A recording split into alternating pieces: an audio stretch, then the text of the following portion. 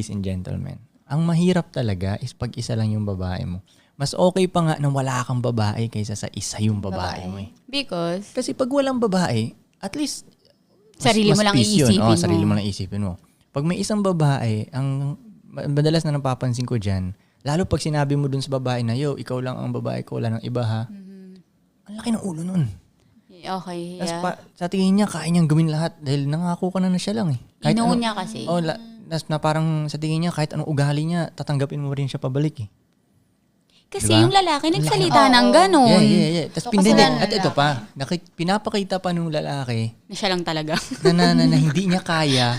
Pag nawala yung babae. Na pag wala yung babae. So ngayon, nakukutuban ng babae, di mo kaya na wala ako ha. Kahit ano pala pwede kong gawin. Yes. Kaya sila nagtatantrums ng ganyan. Arte-arte. Arte-arte. Attitude. Pwede pa silang mag-cheat sa iba, tapos tatanggapin pa rin nung lalaki. Yup. Balik, yeah. Wala